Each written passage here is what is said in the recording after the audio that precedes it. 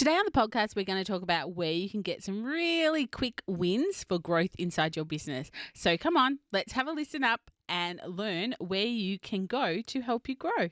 Hey, welcome to the Small Business Made Simple podcast, brought to you by socialmediaandmarketing.com.au. Being in business is never easy, but it can be simple, or at least simpler.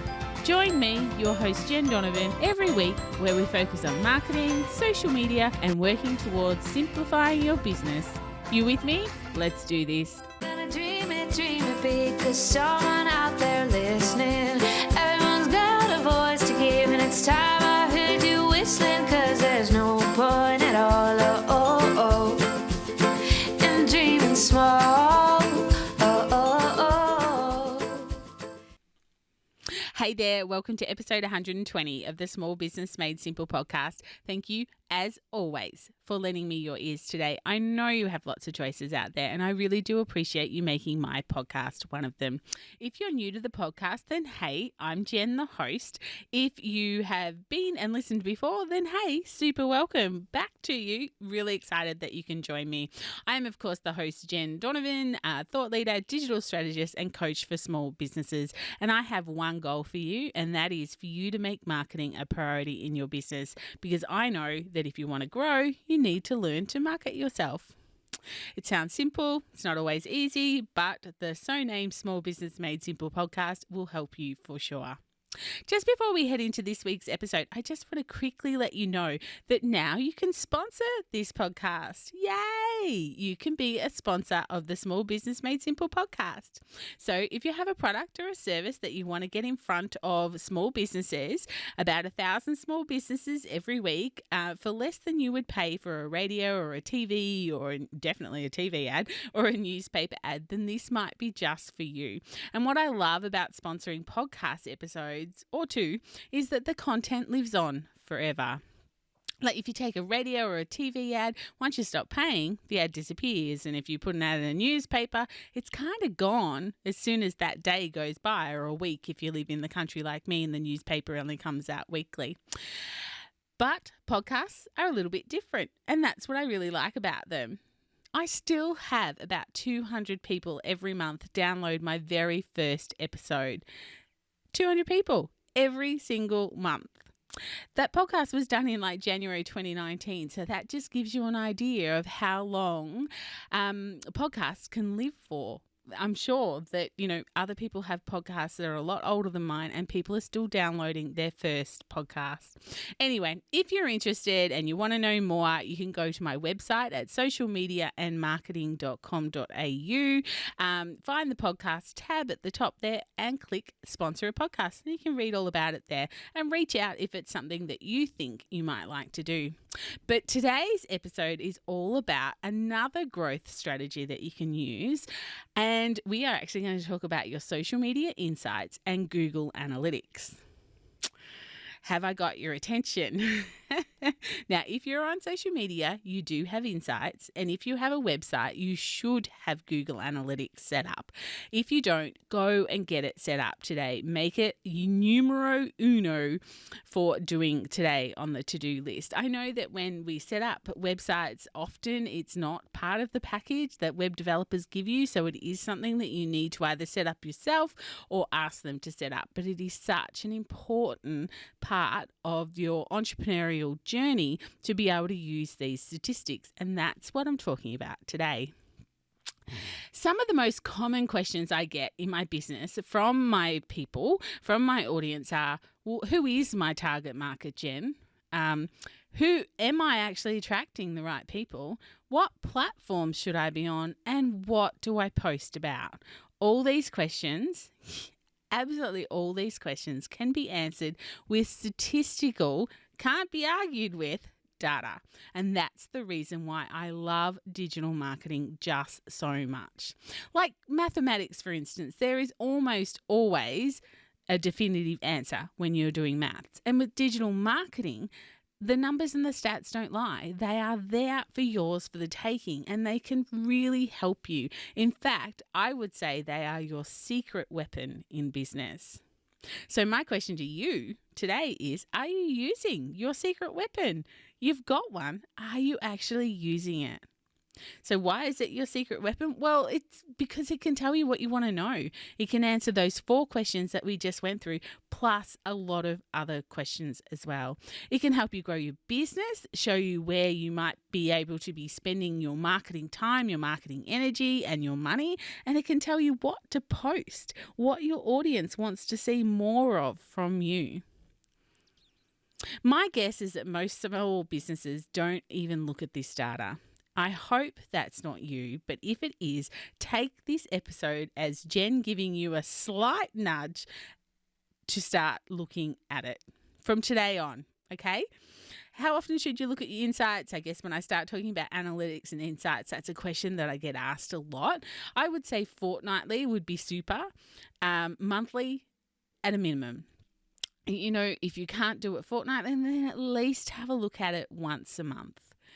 Recently, I had a client who had Google Analytics connected to his website. Now, his website is about 4 years old, but he'd never been in there. His web host sent him an email every month, I think, outlining the results of Google Analytics, but he didn't actually read those either. Now, this gentleman is a leadership coach, and he spent the majority of his marketing time, emailing his clients, writing blogs, and hanging out on LinkedIn. Occasionally, he'd hang out on Facebook, but most of the posts that went up on Facebook was just repurposing the content that he was putting on LinkedIn. LinkedIn was where his attention was. What Google Analytics told us when we got in there and had a look was most of his traffic was direct traffic, which is great. That means that email marketing is working. And Facebook.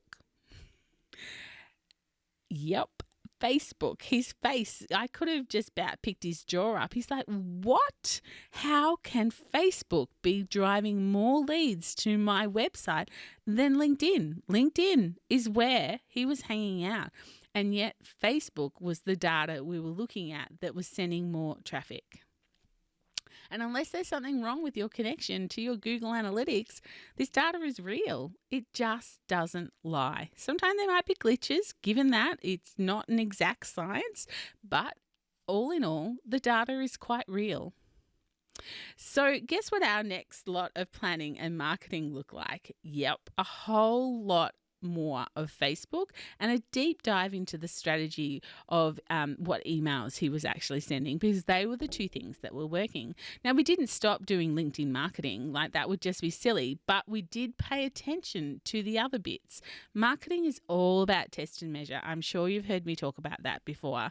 So given what we saw in his Google Analytics, something he'd never actually considered, it was time to start looking at different marketing activities and start measuring over the coming months because, test and measure. It wasn't about scrapping what he was doing already. It was about testing the other things and making good decisions with the data we now had. For me, during 2020, which probably looking back now wasn't the best years to be doing such testing and measuring, but I put in place a Pinterest strategy for my business and I paid someone to do my Pinterest. I've just got so many blogs and podcasts and freebies on my website. I wanted to see if I could drive some more traffic there via Pinterest.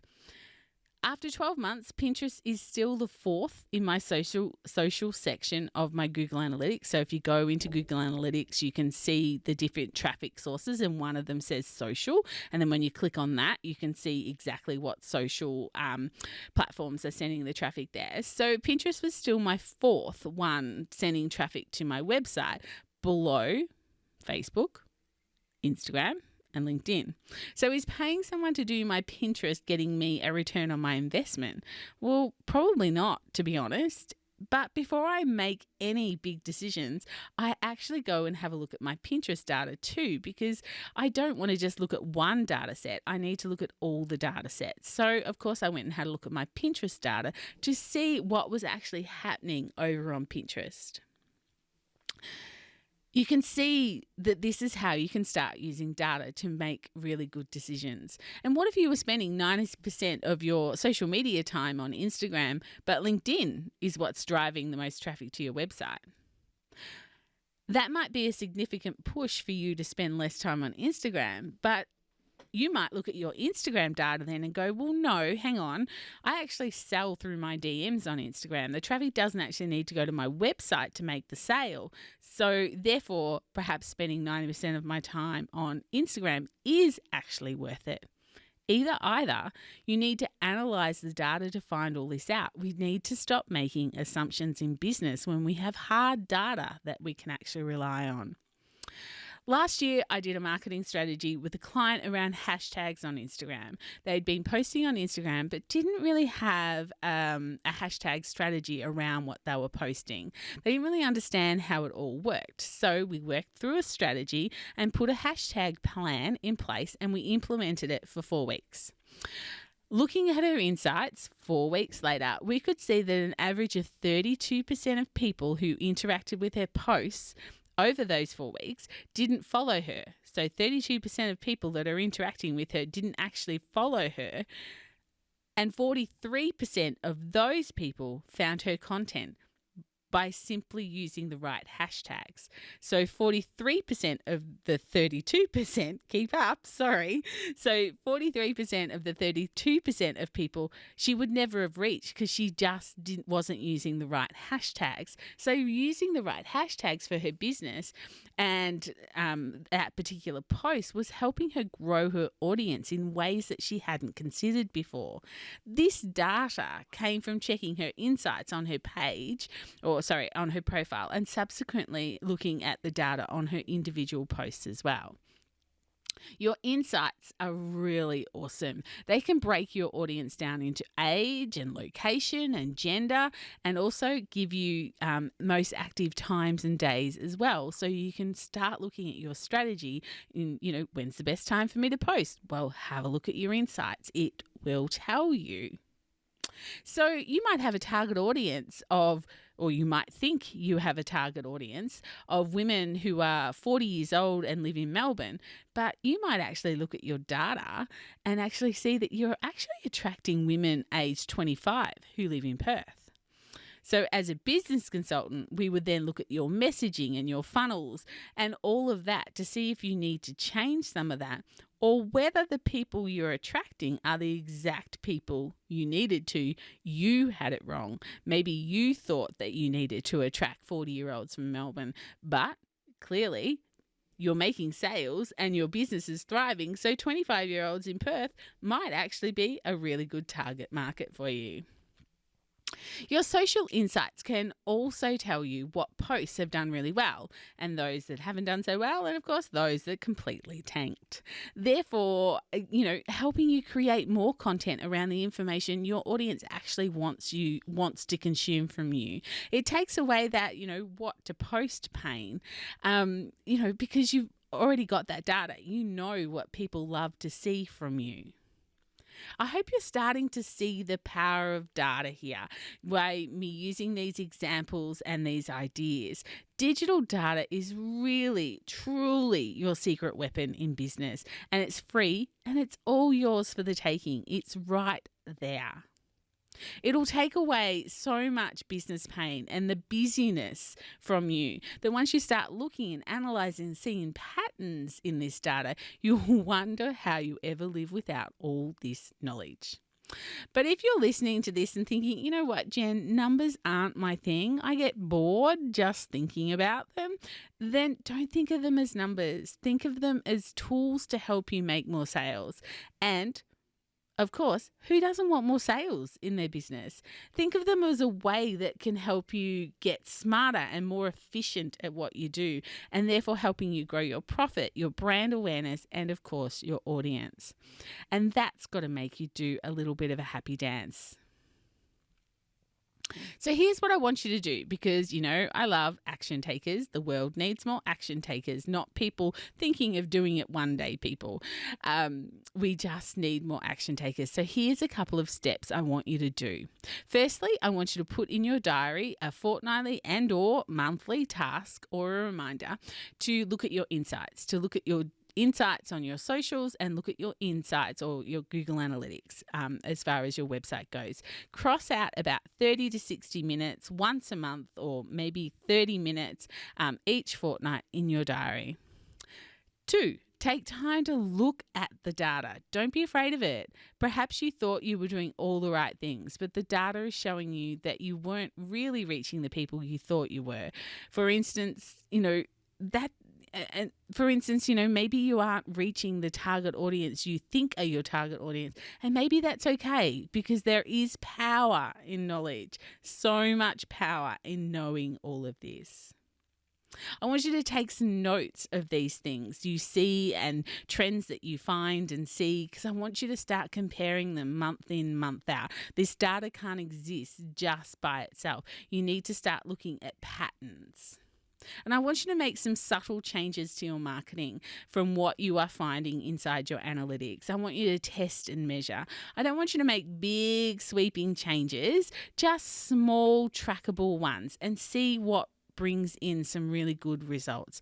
Maybe it's maybe one of your subtle changes could be using like a link tree in your Instagram bio.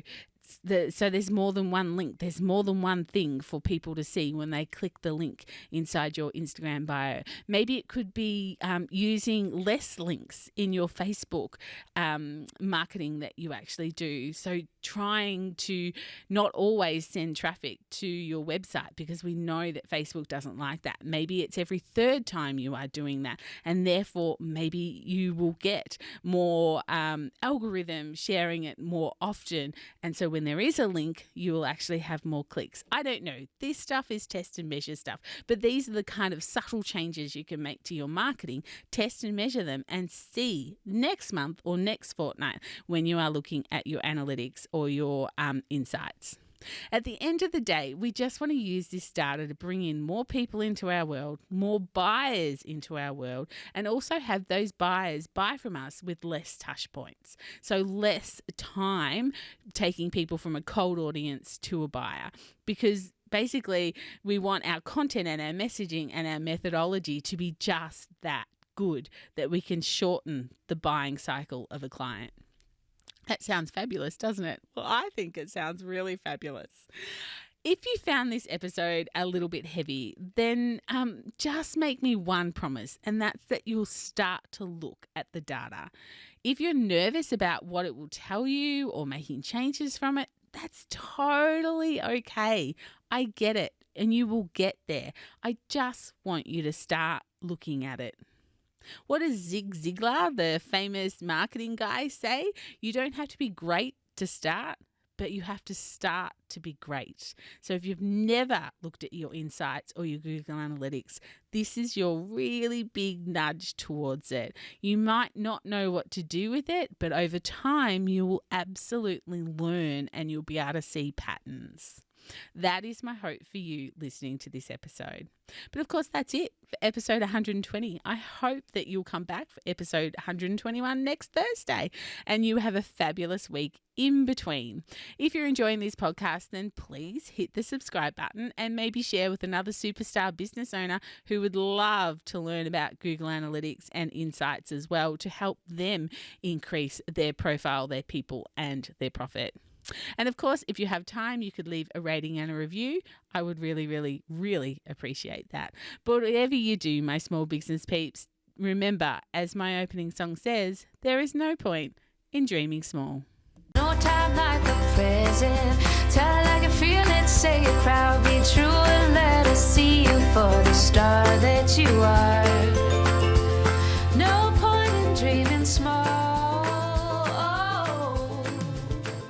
I would like to acknowledge the traditional custodians of the land, the Yorta Yorta people, on which I record this podcast and conduct my business today, and pay my respects to their elders, past and present. I extend this respect to the Aboriginal and Torres Strait Islander people here with us today as well.